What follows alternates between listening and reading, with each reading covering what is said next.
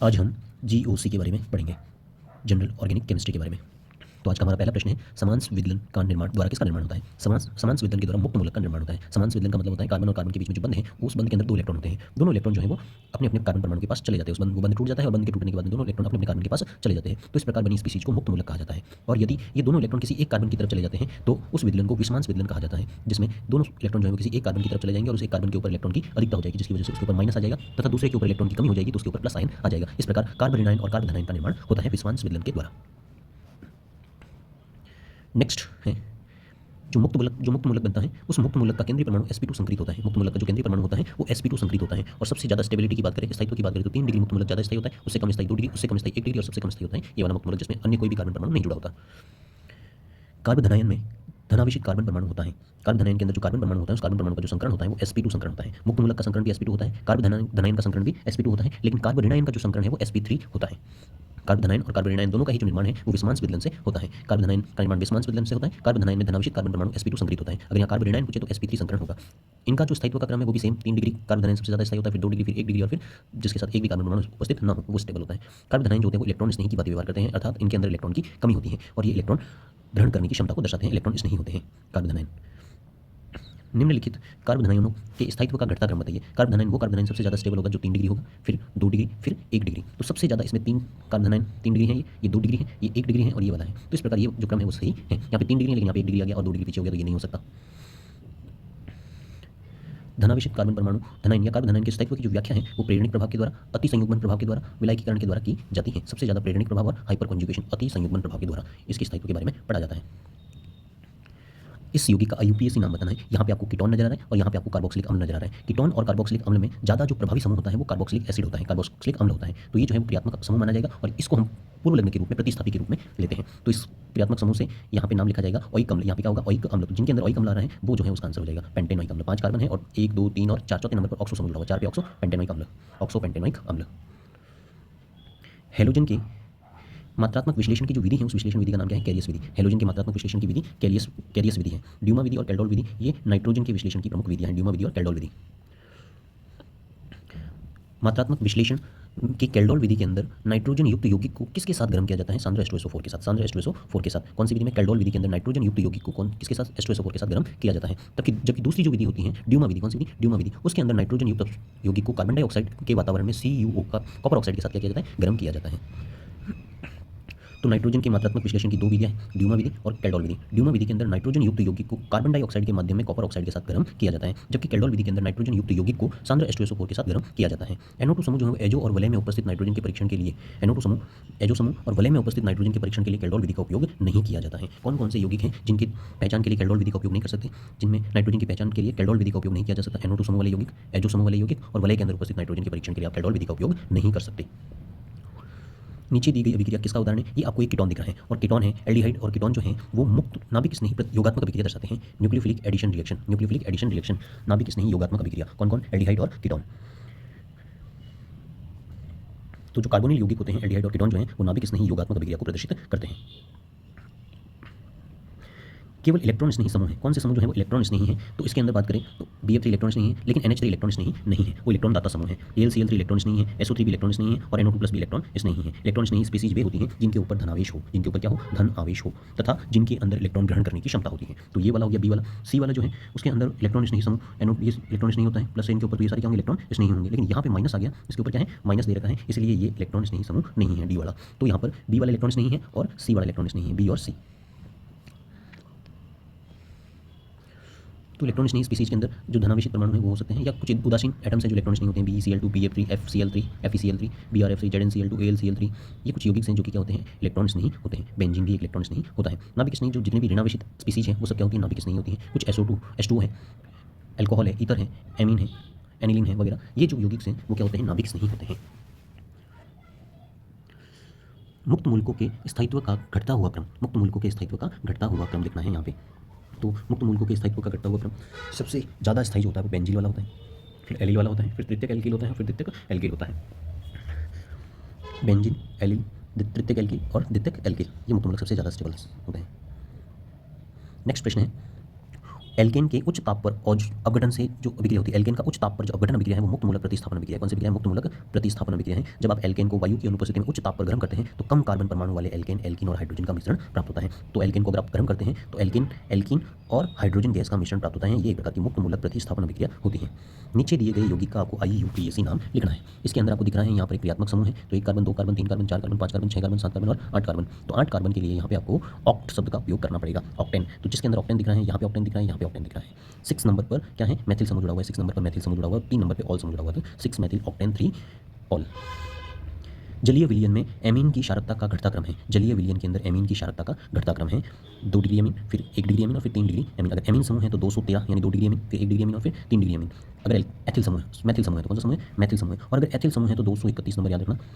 Ethyl समूह है तो 231 नंबर याद रखना। बड़ा समूह जो है वो बड़ी संख्या को याद रखना। 213 पे मैथिल समूह है तो 213 और एथिल समूह C2H5 है। एथिल समूह है तो 231 याद रखना। तो यानी कि 2 डिग्री एथिल सबसे ज़्यादा सारी होता है, फिर 3 डिग्री एथिल जो एमीन है वो सबसे ज़्यादा उसके बाद होता है, और थर्ड नंबर पे आता है 1 degree alkyl amine.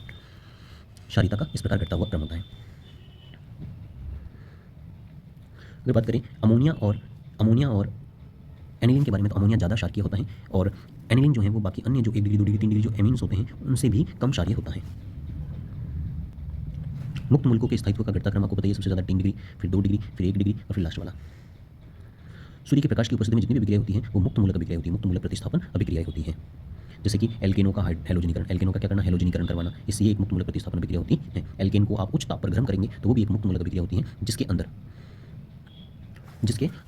Alkene, alkene और हाइड्रोजन गैस का मिश्रण प्राप्त होता है। नेक्स्ट बात करते हैं अभिक्रिया दी रखी है, एक आपको ब्यूटीन दी रखी है। ब्यूटीन की अभिक्रिया HBr के साथ करवाते हैं तो यहाँ पे ब्रोमीन परमाणु जुड़ता है। ये जो रिएक्शन है वो इलेक्ट्रॉन स्नेही एडिशन रिएक्शन है, इलेक्ट्रॉन स्नेही एडिशन रिएक्शन EAR। इलेक्ट्रॉन स्नेही एडिशन रिएक्शन जो है EAR रिएक्शन जो है वो एल्कीन और एल्काइन के द्वारा दर्शाई जाती है। मार्कोनिकॉफ रूल्स के अनुसार हैलोजन परमाणु वहाँ जाकर जुड़ता है जहाँ हाइड्रोजन परमाणुओं की संख्या कम होती है, उस जगह पर जाकर हैलोजन परमाणु जुड़ जाता है। तो ये एक रिएक्शंस हैं EAR रिएक्शन जो कि एल्कीन और एल्काइन के द्वारा दर्शाई जाती है। असंतृप्त हाइड्रोकार्बन्स जो होते हैं एल्कीन और एल्काइन, इनके द्वारा इलेक्ट्रॉन स्नेही योगात्मक अभिक्रिया दर्शाई जाती है। हैलोजन HX का योग करवाया जाता है। हाइड्रोजन हैलाइडों की अभिक्रियाशीलता का क्रम देखें तो इस अभिक्रिया के लिए EAR अभिक्रिया के लिए HI की क्रियाशीलता सबसे अधिक होती है, फिर HBr की, फिर HCl की और फिर HF की। सबसे ज़्यादा क्रियाशील कौन होता है? सबसे ज़्यादा क्रियाशील होता है HI।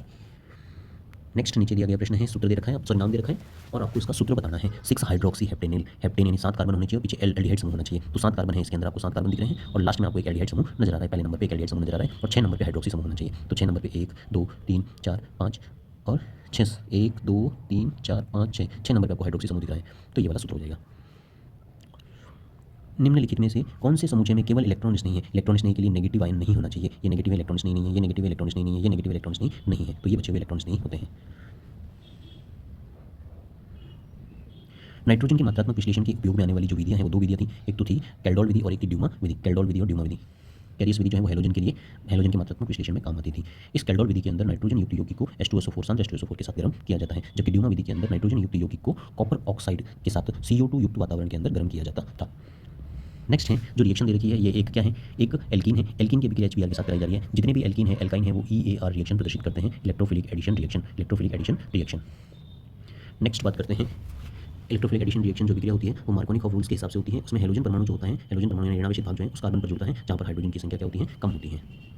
कौन इलेक्ट्रॉन स्नेही नहीं है? इलेक्ट्रॉन स्नेही नहीं है जिसके ऊपर इलेक्ट्रॉन की अधिकता है। यहाँ पे प्लस है तो इलेक्ट्रॉन स्नेही होगा, ये भी प्लस है तो इलेक्ट्रॉन स्नेही होगा, BF3 इलेक्ट्रॉन स्नेही होता है। लेकिन ये जो समूह है जो कि इलेक्ट्रॉन स्नेही नहीं होता है क्योंकि इसके ऊपर नाइट्रोजन के ऊपर लोन पेयर उपस्थित है, साथ ही CH3 समूह भी इलेक्ट्रॉन दाता समूह की तरफ व्यवहार करता है। तो ये एक प्रकार का नाभिक स्नेही है।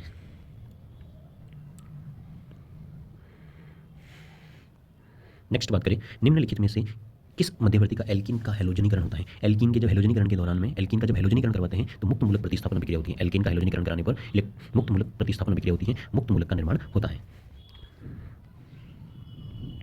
नीचे दी गई अभिक्रिया के अंदर मुख्य उत्पाद कौन सा है? इस अभिक्रिया के अंदर एल्कोहलिक KOH के साथ अभिक्रिया करवाई जा रही है। तो यहाँ से पोटेशियम हट जाता है और Br के साथ जुड़ जाता है, KBr बन जाता है। क्या बन जाता है? KBr बन जाता है। और इस दूसरे वाले कार्बन परमाणु से हाइड्रोजन हट जाता है, जिससे कि यहाँ पर H2O का निर्माण होता है और इस तरह से जो कार्बन है उस कार्बन के बीच में डबल बॉन्ड बन जाता है यहाँ पर। तो ये एक मुख्य उत्पाद है यहाँ पर। इस अभिक्रिया को विहाइड्रोहैलोजनीकरण या विलोपन अभिक्रिया कहते हैं, या बीटा विलोपन अभिक्रिया कहते हैं। बीटा विलोपन एल्कोहलिक KOH की उपस्थिति में, एल्कोहलिक KOH की उपस्थिति में होती है। तो अगर जलीय KOH की उपस्थिति में होती है तो वहाँ पर SN1 और SN2 अभिक्रिया होती है, जिसमें OH समूह पीछे से अटैक करता है। जबकि अगर बीटा विलोपन हो रहा है, एल्कोहलिक KOH की उपस्थिति में हो रहा है, तो वहाँ पर बीटा विलोपन होता है, बीटा कार्बन से हाइड्रोजन परमाणु का विलोप होता है और कार्बन कार्बन के बीच में डबल बॉन्ड बन जाता है। नीचे दी गई अभिक्रिया में SN1 अभिक्रिया के लिए असत्य कथन का चुनाव कीजिए। SN1 अभिक्रिया के लिए पहला चरण धीमा होता है, बिल्कुल सही बात है। SN1 अभिक्रिया जो है उसमें पहला पद जो है वो सबसे धीमा होता है। SN1 अभिक्रिया जिसमें एक अणु भाग लेता है और दो पदों के अंदर संपन्न होती है। पहला पद धीमा होता है, दूसरा पद जो होता है वो तेज होता है। SN1 अभिक्रिया के अंदर केवल एक अणु भाग लेता है, अर्थात अभिक्रिया का जो वेग है वो केवल एक अणु की सांद्रता के ऊपर निर्भर करता है। लेकिन यहाँ पे दोनों अणु हैं तो ये बात गलत है। 3 डिग्री एल्किल हैलाइड जो होता है वो SN1 अभिक्रिया तेजी से दर्शाता है, बिल्कुल सही बात है। और ये ध्रुवीय विलायकों के अंदर संपन्न होती है SN1 अभिक्रिया, ये भी बिल्कुल सही बात है। SN1 अभिक्रिया के लिए 3 डिग्री एल्किल हैलाइड, फिर 2 डिग्री एल्किल हैलाइड, फिर 1 डिग्री एल्किल हैलाइड काम में लिए जाते हैं, क्योंकि इसमें कार्बन आयन का निर्माण होता है और कार्बन आयन के साथ जो OH समूह है वो आके जुड़ता है। ये अभिक्रिया ध्रुवीय विलायकों के अंदर संपन्न होती है, ध्रुवीय विलायकों के अंदर संपन्न होती है। नीचे दी गई रिएक्शंस एक प्रकाश सक्रिय क्रियाकारक एकाणुक नाभिक स्नेही अभिक्रिया। एकाणुक नाभिक स्नेही अभिक्रिया का मतलब है SN1 रिएक्शन। SN1 रिएक्शन के अंदर आपको क्या प्राप्त होता है? रैसेमिक मिश्रण प्राप्त होता है। क्या प्राप्त होता है? रैसेमिक मिश्रण प्राप्त होता है, जिसमें D और L रूप प्राप्त होते हैं। और D और L रूप का जो मिक्सचर है उस मिक्सचर को क्या कहा जाता है? रैसेमिक मिश्रण कहा जाता है। रैसेमिक मिश्रण SN1 अभिक्रिया के अंदर प्राप्त होता है। SN2 अभिक्रिया के अंदर क्या होता है? विन्यास का प्रतिस्थापन होता है, विन्यास का व्युत्क्रमण होता है, उल्टा हो जाता है, रिवर्स हो जाता है, विन्यास बदल जाता है। उस अभिक्रिया को क्या बोलते हैं? SN2 अभिक्रिया। नीचे दिए गए यौगिक का IUPAC नाम बताना है। IUPAC नाम में यहाँ पे डबल बॉन्ड और ट्रिपल बॉन्ड दोनों चीज़ें दे रखी हैं। डबल बॉन्ड और ट्रिपल बॉन्ड में डबल बॉन्ड को जो है वो मान्यता दी जाती है गिनती के अंदर, किसके अंदर? नंबरिंग के अंदर, गिनती के अंदर। लेकिन लिखने के टाइम ट्रिपल बॉन्ड को मान्यता दी जाती है। तो सबसे पहले बात करें, यहाँ पे गिनती इधर से शुरू ना होकर इस साइड से शुरू होगी। 1 2 3 4 5 और 6, इस प्रकार 6 कार्बन है तो हेक्स आएगा। क्या आएगा? हेक्स आएगा। 2 नंबर पे इन है और 4 नंबर पे आइन है। हेक्स 2 इन और 4 आइन आएगा। नंबरिंग हमेशा नंबरिंग के अंदर डबल बॉन्ड और ट्रिपल बॉन्ड में से पहले डबल बॉन्ड को वरीयता दी जाएगी। नेक्स्ट जो प्रश्न है वो आपको दे रखा है, निम्न में से किस हाइड्रोजन हैलाइड की एल्कीन पर योग की अभिक्रिया उच्चतम होती है? एल्कीन के ऊपर हाइड्रोजन हैलाइड, कौन सा हाइड्रोजन हैलाइड सबसे ज़्यादा योग रिएक्शन करता है? HI की क्रियाशीलता सबसे अधिक होती है hydrogen halide electrophilic addition reaction के लिए, इलेक्ट्रोफिलिक एडिशन रिएक्शन के लिए। SN1 के अंदर आपको पता है सबसे ज़्यादा 3 डिग्री जो यौगिक होता है वो यौगिक ज़्यादा क्रियाशील होता है SN1 अभिक्रिया के अंदर। SN1 के अंदर 3 डिग्री, फिर 2 डिग्री और फिर 1 डिग्री। लेकिन यहाँ पे पूछा जा रहा है आपसे SN2, कौन सा अभिक्रिया? SN2 के अंदर इसका उल्टा होता है 1 डिग्री, 2 डिग्री और उसके बाद में क्रियाशीलता जो धीरे धीरे क्या होती जाती है? कम होती है। सबसे ज़्यादा क्रियाशील कौन होता है SN2 के अंदर? 1 डिग्री एल्किल हैलाइड। तो इस अभिक्रिया के अंदर आपको 1 डिग्री जो एल्किल हैलाइड है वो दिख रहा है कौन से ऑप्शन के अंदर? यहाँ पे 1 डिग्री एल्किल हैलाइड, फिर 2 डिग्री एल्किल हैलाइड, उसके बाद आ रहा है आपकी कौन सा? ये वाला 3 डिग्री, ये भी 2 डिग्री है और ये 3 डिग्री एल्किल हैलाइड। तो सबसे लास्ट में कौन सा आएगा? 3 डिग्री, 1 डिग्री, 2 डिग्री और फिर 3 डिग्री एल्किल हैलाइड।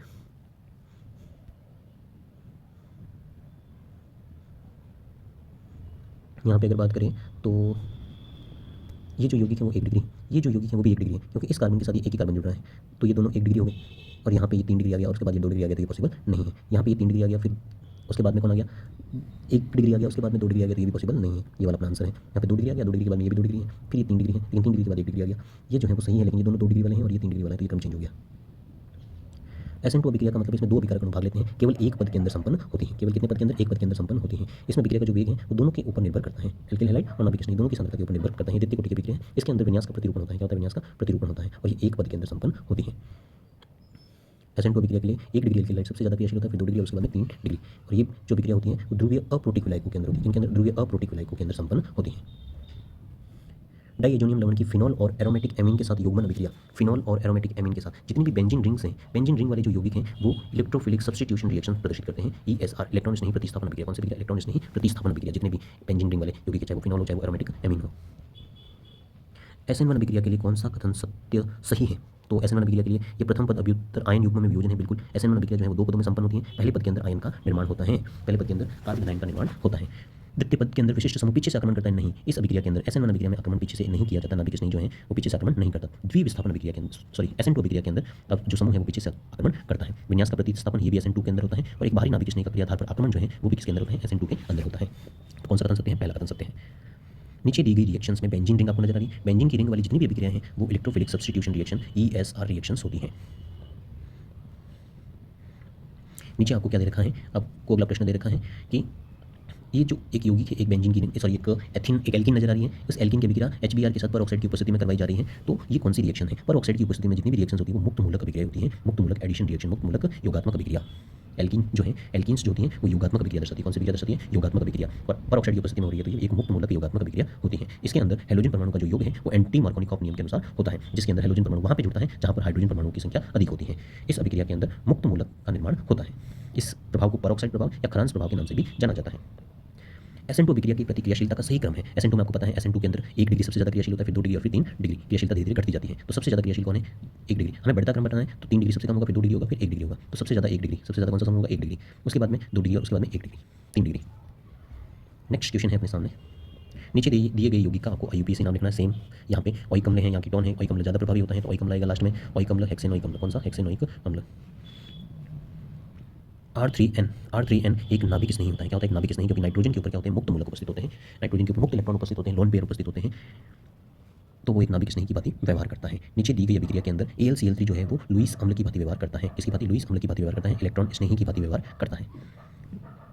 लुईस अम्ल इलेक्ट्रॉन ग्रहण करने वाली स्पीसीज जिनका अष्टक क्या होता है? इनकम्प्लीट होता है, धन आवेशित स्पीसीज है, और जो अष्टक का क्या स्वरूप दर्शाती है? प्रसार दर्शाती है। वे सभी स्पीसीज क्या करती हैं? इलेक्ट्रॉन स्नेही या लुईस अम्ल की भांति व्यवहार करती हैं। नीचे दी गई रिएक्शंस के अंदर आपको सेम एल्कीन के साथ क्या करानी है? HBr की रिएक्शन करानी है। तो एल्कीन है तो एडिशन रिएक्शन हो करेगी, इलेक्ट्रोफिलिक एडिशन रिएक्शन। कौन सी? Electrophilic addition reaction. इलेक्ट्रॉन स्नेही प्रतिस्थापन अभिक्रिया HBr के साथ। अगर परऑक्साइड होता तो यहाँ पे मुक्त मूलक योगात्मक अभिक्रिया होती। नेक्स्ट सवाल है, नीचे दिए गए यौगिक का नाम लिखना है। यहाँ लास्ट में ओइक अम्ल आ रहा है तो सबसे लास्ट में ओइक अम्ल आएगा। पेंटेनोइक अम्ल, कौन सा अम्ल? पेंटेनोइक अम्ल। कीटोन और कार्बोक्सिलिक अम्ल में से कार्बोक्सिलिक अम्ल ज़्यादा प्रभावी समूह होता है।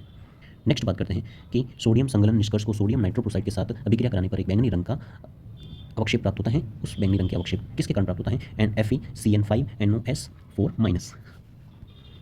और आज का आखिरी सवाल है, मात्रात्मक विश्लेषण में ड्यूमा विधि के अंदर नाइट्रोजन युक्त यौगिक को कार्बन डाइऑक्साइड युक्त वातावरण में CuO के साथ, कॉपर ऑक्साइड के साथ क्या किया जाता है? गर्म किया जाता है। सांद्र H2SO4 के साथ गर्म किया जाता है। कौन सी विधि के अंदर? कैल्डोल विधि के अंदर। Thank you.